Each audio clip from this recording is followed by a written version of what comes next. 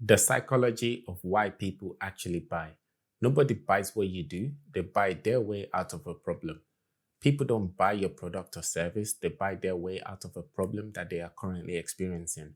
They don't care about you, they only care about the outcome of your offer. In this training video, I will show you the psychology of why people actually buy and how to use it so that they buy more from you. Having a brilliant product or service that genuinely solves someone's problem isn't enough on its own. The words that you use to reach and trigger your customers are what will decide whether or the hard work that you've put into your business turns into sales. What I'm going to teach you works whether you sell a service, a product, a course, an app, and whether you're charging £50 or £50,000, the psychology behind it is all the same because it's how people are wired and it can be adapted to your own business. We are going to start inside the decision of buying itself. What really happens in someone's head in the seconds before they decide to buy something, because once you can see that, you can sell with intention. From there, the single mistake that kills a lot of sales, and the one believes that every purchase actually turns on. Then I will give you the system I use to put all of this into words, move by move, so that you can run it on your own sales page, in a DM, or even on a sales call.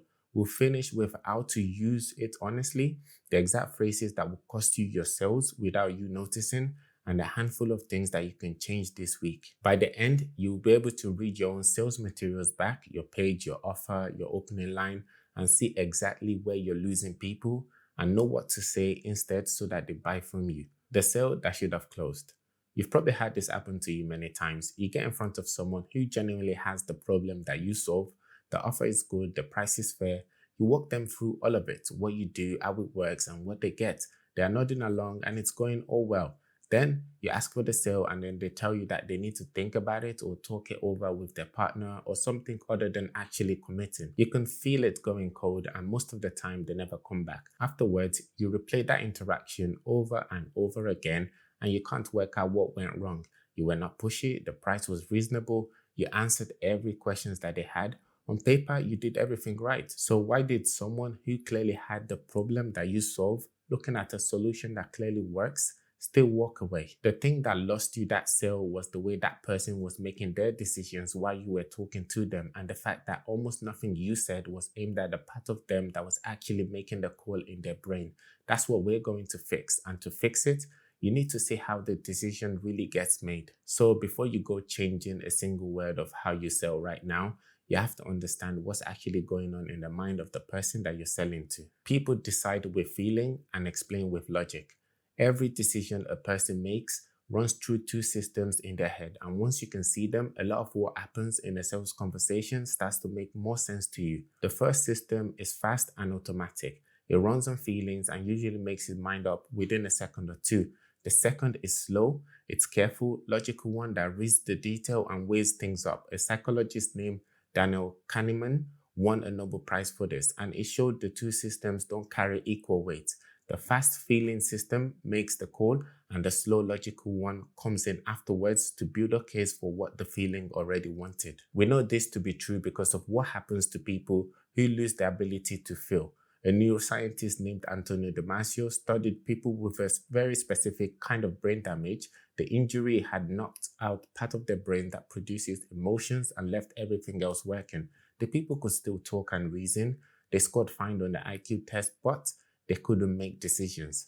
Damasio wrote about trying to agree a simple appointment time with one of the patients studied, and the man spent nearly half an hour listing the pros and cons of every option and still couldn't choose. When you take the feeling out of it, the logic has no way to choose. It can weigh up the options forever and still never pick one. The feeling or the ability to feel is what actually makes the decision. Joseph Sugarman, one of the great copywriters, is a good example himself. He bought a Mercedes, and when his friends and family asked him why he would spend that kind of money, he told them about the engineering, the safety, but the real reason was a feeling. He wanted to own a prestigious car and feel like it belonged with the people that drive one. The engineering was just an excuse he gave afterwards, so the purchase sounded sensible to everyone else, including himself. To quote Sugarman, people buy on emotion and they justify with logic. The same pattern shows up in advertising. Two researchers, Binet and Field, went through nearly 1,000 campaigns to see what actually drove profit. And the ones built on emotion were almost twice as likely to deliver big profit gains as the one built on facts and features. A Harvard professor, Gerald Zeltman, reckons around 95% of our buying decisions happens below conscious thought, down in that feeling system. And every study that I've come across lands in the same place. The feeling always comes first, the reasons then come second to back it up. So look at what that means for the way that you currently sell. If the feeling system makes the decision and you spend a whole pitch listing features and specs and a price, you're talking to the system that doesn't decide. You've handed the logical side all the evidence and given the feeling side the path that actually makes the decision. No reason to say yes. No feeling, no decision. It's literally the same position Damasio's patient was in, with all the facts in front of them, but no feeling to make the choice. So give them the feeling first, invoke it, and then the reasons come later. Most people do it the other way around, and that's why a great offer at a fair price still doesn't get them the sale that they want. Nobody buys what you do. We just saw that the decision to buy gets made based on feelings. So the next thing to work out is which feeling and where it comes from. It comes from one place, and that's the result that they get. The problem of theirs that finally goes away by using you or your product. That's what they're paying for, not the product or service itself. People don't want a 1/4-inch drill, they want a 1/4-inch hole. Nobody walks into a hardware shop with a burning desire to own a drill. They've got a shelf to put up. The drill is just the thing standing between them and the shelf on the wall. The drill is what you sell. The hole is what they are buying. Theodore Levitt, a Harvard professor, made that line famous. Every business has its own version of this. Nobody wants the thing that you make. They want what it lets them do or stop worrying about once it's done its job. The best marketing campaign led with the outcome, not the product. When Apple launched the first iPod, the hard drive held 5 gigabytes of memory. They could have led with the 5 gigabytes of storage line to appeal to the people. Instead, the line they used was 1,000 songs in your pocket. Same fact, but one is a spec that means nothing to a normal person. The other is appealing to you on a train with your whole music collection in your pocket. They sold the whole and not the drill. There is one rule no business should break. Never sell the product, always sell the outcome.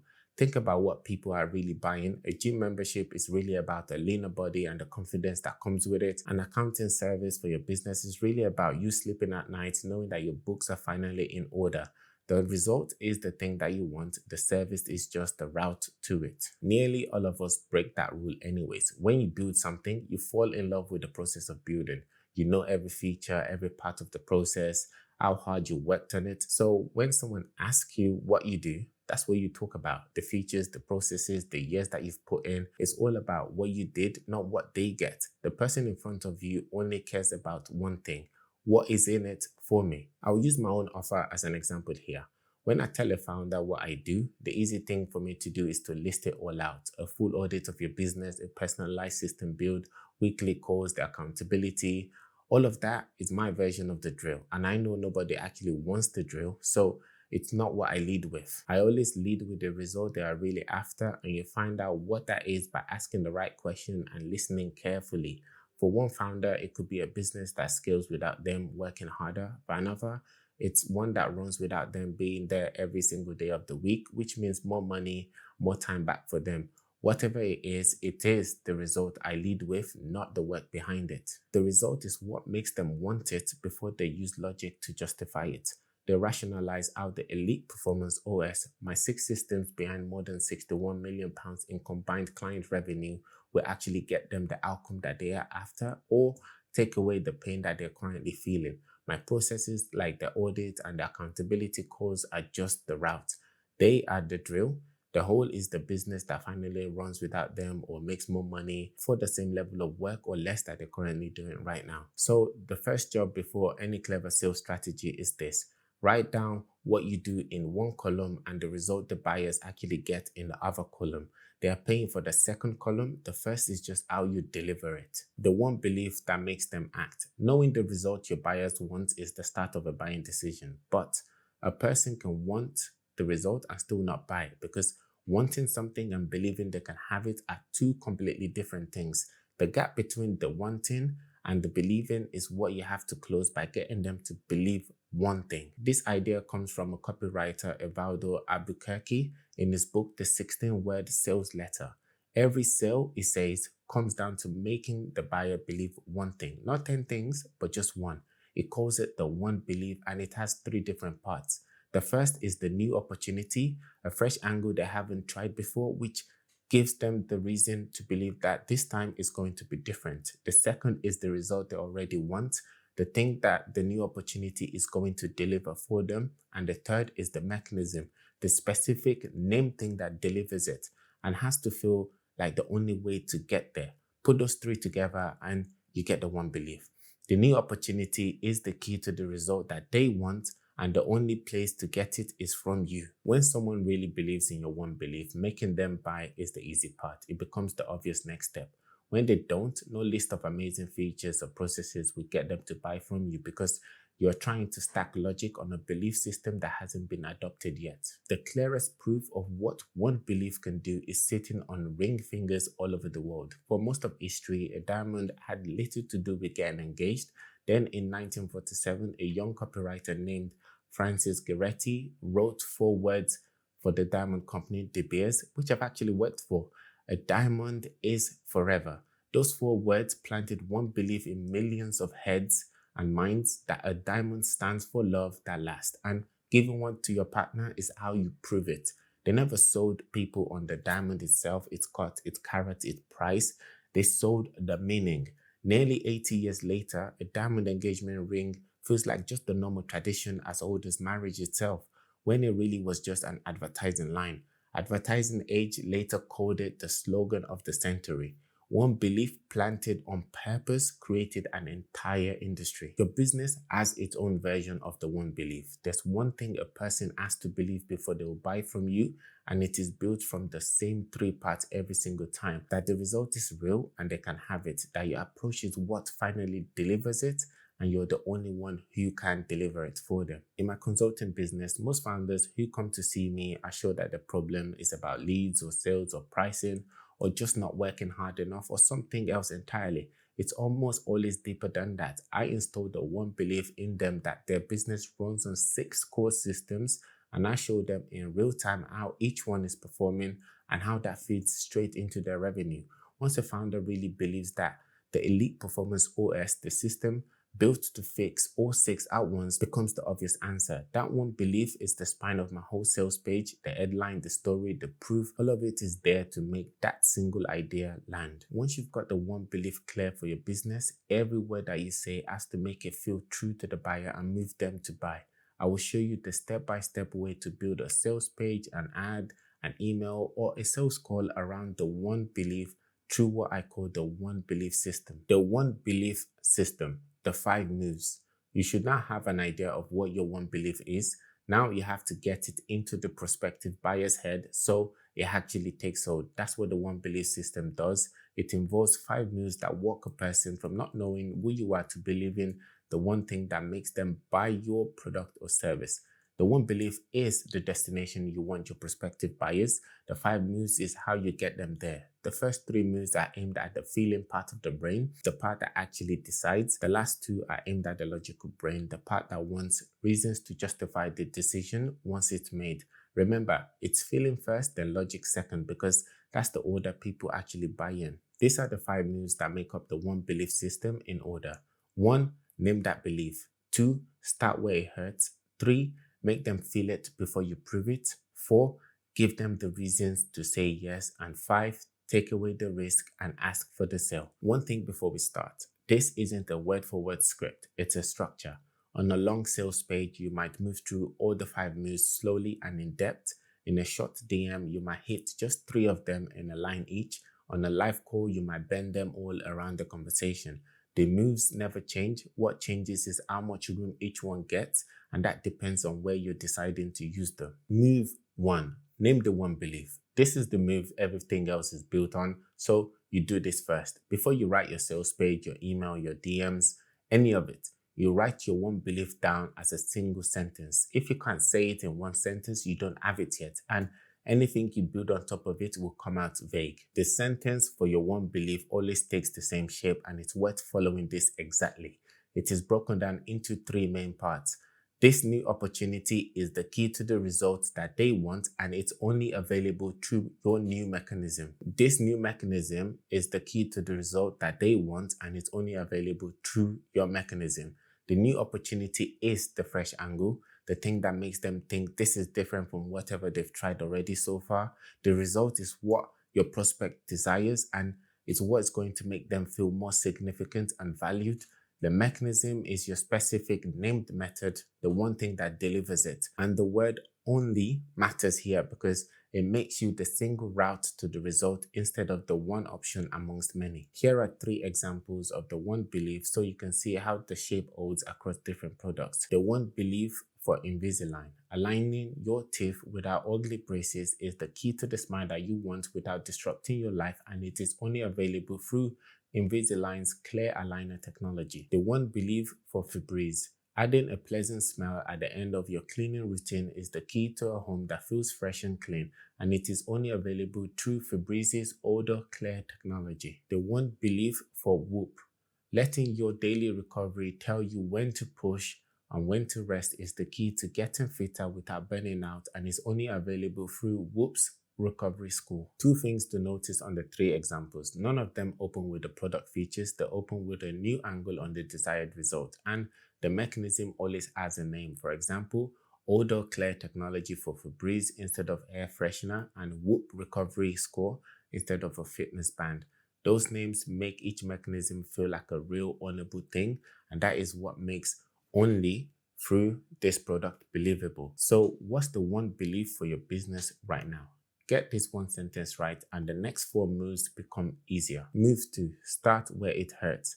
With your one belief now named, your first interaction with a prospect needs to do one job. It has to show them that you understand the problem that they're currently dealing with before you say a word about yourself or what you sell. When you describe someone's problem back to them in their own words more clearly than they could put it themselves, they start to assume that you must know how to fix it. This is what earns you their attention. During your first interaction, it is easy to get this wrong and open with an introduction that tells the person who you are and what your service includes. While you're busy talking about yourself and pitching what you do, the person listening is waiting to hear something that sounds like their own situation. Until they do, they are not really listening because you haven't given their feeling brain a reason to listen to you. So you start with the problem and you make it very specific. A line like, "Are you struggling to grow your business?" is too generic. It could be anyone. You want something that they could recognize as their own exact situation. Say you're talking to a founder, you describe the pain that they actually live with day in, day out, the exhausting 12 hours they have to work, paying everyone else but themselves, a business that can't run for a week without them. The closer that is to the pain that they're already feeling at the moment, the more they trust you that you understand them. Dollar Shave Club did this when they launched. It's a really funny video with an informal tone that speaks straight to its target audience whilst clearly communicating the problem it solved and the product benefits. The most memorable line was, "Our blades are effing great," and that one video brought in 12,000 orders in 2 days. Picture the difference with yourself. If you open with, "Hi, I'm Adebayo, I help founders scale their businesses," you've made it about you and you get a polite nod and nothing else. If you open instead with, "Hi, I'm Adebayo, I see you're working 12-hour days, struggling to pay yourself, and your business still can't run for a week without you," now you've described the actual life and they want to hear whatever comes next. So before you write anything else on your sales material, write your first line as their problem in their own words but sharper, so it hits home even harder. That first line decides whether they keep reading or they switch off. Move 3. Make them feel it before you prove it. Once you've named their problem, you will instinctively want to jump straight into presenting your proof, the features, your credentials, and the reasons you're the right choice. You've got to resist that because the feeling has to still come first. Invoking that feeling the right way is what turns someone's interest into a real decision to buy. Your job with this move is to build 2 feelings in them before you hand them over a single reason or fact about you or your offer. The first feeling is about the real cost of them staying where they are right now in their day-to-day life, not just the surface problem. The second feeling is what life looks like once that problem is gone. You have to make both of these feelings real and vivid in their mind before you prove anything. There's a rule for keeping someone in that feeling called the slippery slide. Imagine a playground slide covered in grease from top to bottom. Once you sit down at the top, you can't stop yourself from sliding to the bottom. A good copy works the same way. Every sentence that you write has to do one job, which is to get people to read the next one. The headline is there to get people to read the first line. The first line is there to get them to read the second line, and so on. They have to keep going sentence after sentence without stopping to ask themselves whether they really need this. The moment your words get boring or start sounding a little bit too salesy, they grab the rails and climb off that slide. So you keep every line easy to read and you keep it all about them. A good example of invoking the feeling to do the work of convincing is a letter in the Wall Street Journal, ran for almost 30 years. It told a simple story about two young men who graduated from the same university with the same grades and the same ambition. Years later, they met again at a reunion, still very alike, except one of them manages in a department and the other was the president of a massive company. The letter put the difference down to the knowledge that they gained by reading the newspaper every single day. It never listed a single section or column or article of that paper. Instead, it made you feel the fear of ending up like the first man, stuck where it started, and gave you the hope of being the one that actually made it to the top. That letter is reckoned to have brought in around $2 billion in subscription fees. You don't need to be a gifted writer to do this, to invoke the feelings. You just need to be specific about their life. Instead of saying, save time, you say, stop spending your Sunday night doing invoices while your dinner is getting cold. Instead of saying, grow your business, you say, watch the sales continue to land while you're out in the evening with your family, not stuck on your laptop. The more it sounds like their actual lives, the more they feel it. And that feeling is what carries them towards making the decision to buy. Once they feel it, only then you give them the reasons, which is the next move. Move 4. Give them the reasons to say yes. By now, the feeling brain has made a call. They want the result, and they're starting to believe that you might be the one to get them there. This is the point where the logical brain wakes up and starts asking for reasons, and your job in this move is to hand them over so that that person can justify their decisions to themselves and to anyone they answer to. Think about what actually happens after someone buys from you. That evening, they may tell their partner, I signed up for this thing today, and the partner asks why. The answer they give is the logic they base their decisions on, usually the proof, the numbers, the explanation of how it works. If you haven't given them the reasons clearly and simply, they can't justify their buying decisions on their own. And when someone can't explain to themselves why they should buy, they don't buy yet. They just say they need more time to think about it. So always give them 3 kinds of reasons to justify the decision. The first is proof that the result is real. For example, the outcome you've achieved for people like them, before and afters, case studies, or even a straight testimonial from someone in the same situation as they are. The second is proof that you, in particular, can deliver it, which is where your track record, your experience, and your numbers belong. This answers the questions in every buyer's head, which is, can they trust you to deliver? And you have to answer it here with proof. The third is a simple walkthrough of how your product or processes actually work, where you explain the unique mechanism you named in your move 1. People trust what they can understand, so if you show them step by step why your method gets the result, their doubt starts to fade. Being specific makes your reasons land harder. Vague claims slide straight off people. Statements like, we get great results, means nothing to your buyers. They don't care. A real number gives the brain something concrete to hold on to. Something like, my client added an average of £1.3 million, for example, in the first year working with me. So whenever you have a real number, a real time frame, a real name, use it instead of a vague one. A specific number is much harder to argue with. The order in which you bring these reasons make a big difference. You only bring them in move 4 once the person already feels the need to buy. The same testimonial that feels like solid proof here would have been ignored back at the start when they had no emotional investment yet. The reasons only do their job once the feeling is already there and established. Move 5. Take away the risk and ask. At this point, they feel it. They've got their logical reasons.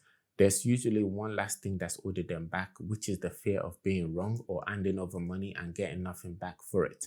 To get past this, it helps to understand why that fear is so strong. Daniel Kahneman, the psychologist I mentioned earlier, found that the pain of losing something is about twice as strong as the pleasure of gaining that same thing. Put simply, losing £100 will bother you far more than finding £100 will please you. So when someone is about to buy, the money that they might waste and the risk of it not working way far heavier in their mind than the result they stand to gain. Even when they genuinely want what you're selling, the fear can be enough to stop them from buying entirely. So the first job in the final move is to make the risk small. The cleanest way is to take it off their mind entirely and carry that burden yourself. For example, you can give a guarantee, a free trial, a free first session before they commit, or a simple promise that they don't pay if it doesn't do what you said. Choose whatever fits what you sell as long as the underlying message stays the same. Your job is to show them that they are not risking much by saying yes, because you will be the one carrying that downside.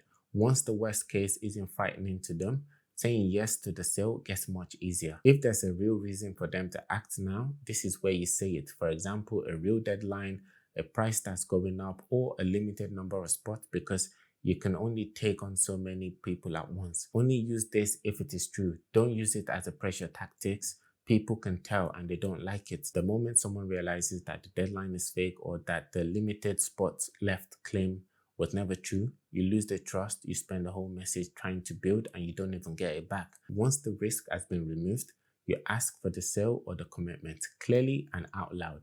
Tell them exactly what to do next. For example, pay here, book the call here, reply yes and I'll send the details, or click the link and you're in. And don't finish a sales process with a limp question like, so what do you think? They just invite a maybe response. You've taken them all the way through the belief, the feeling, and the reasons, so don't lose your nerve at the one moment that matters a lot. Make the ask, make it specific, and give them one clear next step. That's the full one belief system in the right order. Name the belief, start where it hurts, make them feel it, give them the reasons, then take away the risk and ask for the sale. 5 moves focused on feeling first, logic second, and every one of them pointed at a single belief you want them to hold. Using the triggers without becoming a fraud. Everything in the one belief system runs on a handful of psychological triggers that have been studied for decades. You've already been using several of them. When you reached for a real number back in move 4, that was a trigger called specificity.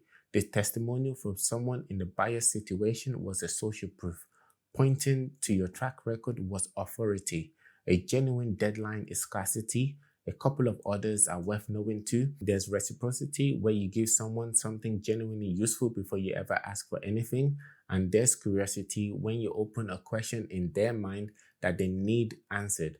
There are many more catalogued in Joseph Sugarman's book and of course 7 in Robert Cowden's research, but you don't need to know all of them. The handful I've asked you to use do most of the work, but there is a fine line running through all of this that you can't cross. These triggers are very powerful, and that's exactly why they are dangerous in the wrong hands. The moment you use them to push something that isn't true, you stop persuading and you started manipulating. The fake deadline might win you a sale today. Some might pretending that there are only 3 spots left, or inflating the result, or talking someone into a belief your product can't live up to. But it only works once. Sooner or later, the customer actually uses what you sold them, and the moment it falls short of what you promised, they know they were sold a lie. You lose them for good, and everyone they tell about it as well. A copywriter named Eugene Schwartz made a point that has lasted for decades. You can't create desire. You can only take the desire that already exists in someone and channel it towards what you sell. The triggers are how you channel it. They turn up the volume on a message that's already true, and they are useless for faking a message that isn't true. When triggers are used in the right way, none of this is a trick. You're taking something real, like a real result, a real problem, a real fix, and presenting it clearly enough that the right person actually acts on it, instead of walking away from something that would genuinely help them. Do it like that, and you can sell as hard as you like without ever lying to anyone. The words that lose the sale. You can do everything in the system right and still undo it with a few careless words. So before we get your action steps, here are the lines that cost people sales and what to do instead. The first is leading with what you do. We've touched on this over the course of the training, but it earns a mention here too because it's the most common of all. The default when someone asks about your business is to list the features, the processes, the qualification.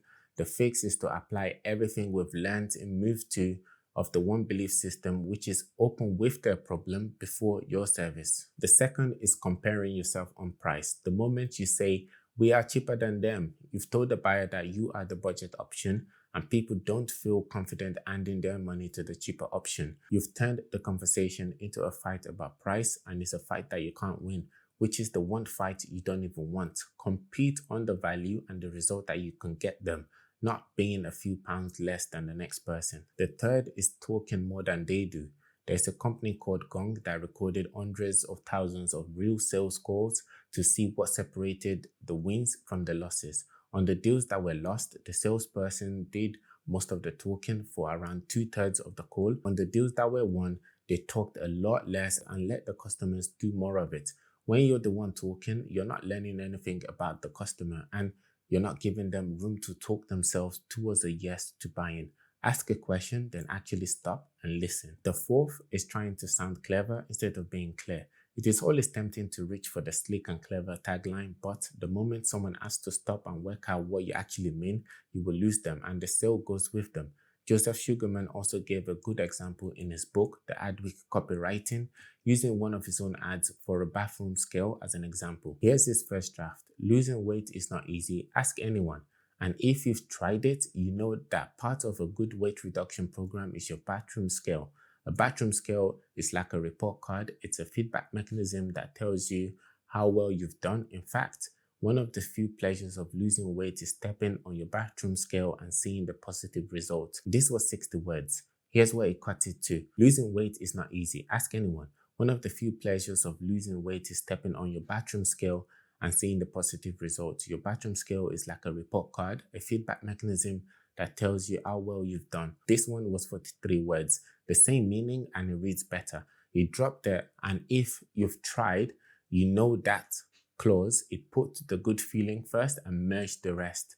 The plainer and tighter you make your words, the more of them actually gets read. So say the plain thing and keep it simple and clear. All four mistakes come from the same place, putting yourself or how clever you sound ahead of the person in front of you. Keep it about them, keep it plain, and you avoid all four. What to do this week? All of this that we've studied so far only matters once you apply it to your own business or offer. So here are 5 things you should be doing this week, and they follow the 5 moves in order. First, write your one belief in a single sentence. Use the shape from move 1, where a new opportunity is the key to the result that they want available through your mechanism. If you can't get it into one clear sentence, keep working on it until you can, because everything else is built on top of it. Second, take your offer and rewrite it, focusing on the outcome and the result, not the list of what you deliver. Put what you actually do in one column and the result the buyer walks away with in the other column. Make sure you stay result focused in everything that you put out. Third, write your opening line so it starts where it hurts them. Whatever your buyer reads or hears first, your page, your email, your pitch, make the first line about their problem in their words before you say a word about yourself. Fourth thing to do, get your proof ready. Put together a few concrete things that you can point to once the feeling is there, like a real number you can stand behind, a clear before and after from a past client, and a testimonial from someone your buyers will see themselves in. Fifth and final thing, add your risk reversal and your ask. Decide how you would take the risk off them, whether that's a guarantee, a free trial, a small first step that costs them little. Then write that exact next step you want them to take. Make sure you actually ask for it, please. Do those 5 things and you'll have run your own offer through the old system, written down in front of you. Just seeing it laid out will show you where you've been losing people. The bottom line is this: we know how people actually buy and how to say things so that they do buy. The decision gets made on feelings and the reasons come after to justify it. Nobody is buying your product or your service. They are always buying their way out of a problem that they are tired of, and they buy from whoever they believe can actually get them there. Get that one belief clear and build everything you say around it. Feeling first and logic second. Now you can read your own sales materials back to yourself and see exactly where you've been losing people and what to say instead so that they buy. Please repeat after me. Nobody buys what you do. They buy their way out of a problem. Say it that way and they will. One last thing before you go. What we've covered today sits inside 2 of the 6 systems every business runs on: your sales and your marketing. If you're not sure which of these 6 is actually holding your business back right now, that's exactly what I built my app for. It is called Aseyi, an AI business coach that scores all your 6 systems and show you which ones are dragging your business down and tells you what to work on next. It is free to start and you can see where you stand before you spend anything. You can download it on iOS. Download Aseyi on iOS. Thanks for sticking with me to the end. I know this was a long one. If you got something out of this, hit subscribe so that the next one finds you and give it a like. It really does help push it to more people. And in the comments, please tell me the one belief that you're going to write down for your own business. I read them all. See you in the next one.